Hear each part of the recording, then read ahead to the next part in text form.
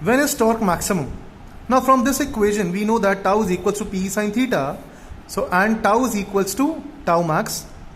When sine theta is maximum, torque depends upon sine theta, and basically I should say it depends upon theta. So when tau is maximum, if we are considering tau to be maximum, we should also consider that sine theta should also be maximum. So the maximum value of sine theta happens to be 1, and this value we obtain at 90 degree. That is, when the angle between dipole moment and electric field is 90 degree, when the dipole is placed perpendicular to the electric field, then the torque on the dipole is maximum. When the torque is minimum, now the torque is minimum, when the minimum means torque 0. The minimum value of torque will be 0. That is, there is no rotation in the dipole. Torque 0 means the dipole is not rotating anymore. If the dipole is not rotating, that means it is in equilibrium. If a body which is rotating, like if a door, it is rotating, it is in some kind of a dynamic motion. Now, if the door is at rest, that means there is no torque acting upon the door, therefore the door is stationary. It is in equilibrium. From the equation tau is equal to P sine theta, tau is 0 when sine theta will be 0. And sine theta will be 0. There are two values of theta where sine is 0. At 0 degree, when the theta is 0 degree, or when theta is 180 degree. Sine 0 degree and sine 180 degree both are 0. So that is, there are two positions of dipole in electric field where dipole is in equilibrium. There are two positions of dipole. There are two orientations of dipole in the electric field where the dipole is in equilibrium. So the first orientation is when the dipole moment is in the direction of the field. That is when theta is equal to 0 degree. Secondly, when the dipole is placed such that it is anti-parallel to the electric field. That is, the dipole moment is at 180 degree, or the dipole moment is anti-parallel to the electric field. In both these orientations, the torque on the dipole will be 0 and the dipole will be considered in equilibrium. Now, what is stable equilibrium? Now, this is very important to understand. What is the stable equilibrium? So what I have assumed is, I have taken an initial position. This is the initial position of the dipole. Minus q is over here, plus q is over here. Dipole, the direction of the dipole is in this direction. The dipole moment is in the direction of the electric field.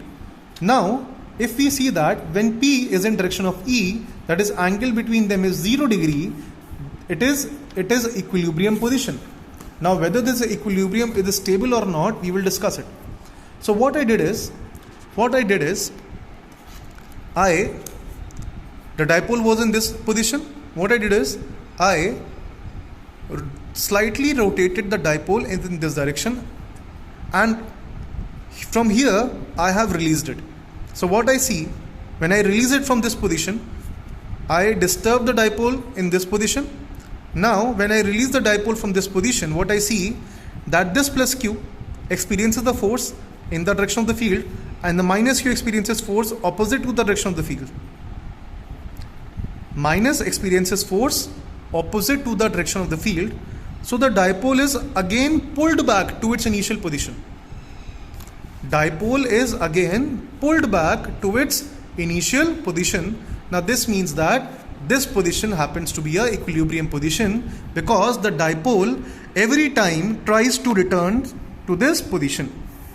When the dipole is disturbed from this position, the dipole returns back to its initial position where P is parallel to E. Thus, dipole is in a stable equilibrium when P is parallel to E. Now, what is unstable equilibrium? Now, if you see that electric field is in this direction,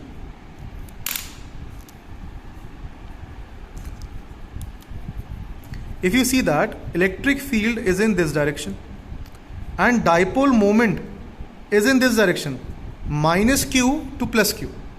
So the angle between the electric field and the dipole is 180 degree. Now if we disturb the dipole from this position, how we will disturb? Rotating like this. The dipole is placed like this. I will try to rotate it like this. And I am releasing the dipole from this position. Now what will happen? when I release the dipole from this position, this plus q experiences force in the direction of the field, and this minus q experiences force in the direction of the field, in opposite to the direction of field, opposite to the direction of the field. So what happens? This dipole which was released, which was disturbed like this, it tries to move like this. That is, minus q tries to come over here and plus q tries to go over here. That means the dipole is returning back to, again, stable equilibrium. See, the plus q is returning to minus q, and the minus q is trying to go to plus q. Minus q is trying to go to the position of plus q. So this is what? Stable equilibrium. So if we disturb the dipole from unstable equilibrium, it returns back to stable equilibrium. Therefore, when P is anti-parallel to E, dipole is considered to be in unstable equilibrium, because if the dipole is disturbed from this position, it returns back to its position of stable equilibrium. I am reading it for you.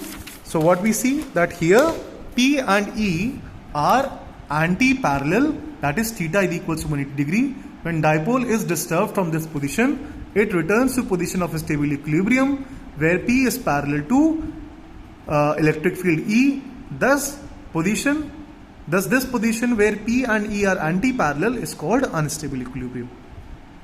So I would expect that you people will be able to do the remaining two questions of exercise, that is question number 31 and 32, and we will complete the chapter 8 by today, and tomorrow we will start another chapter. Thank you.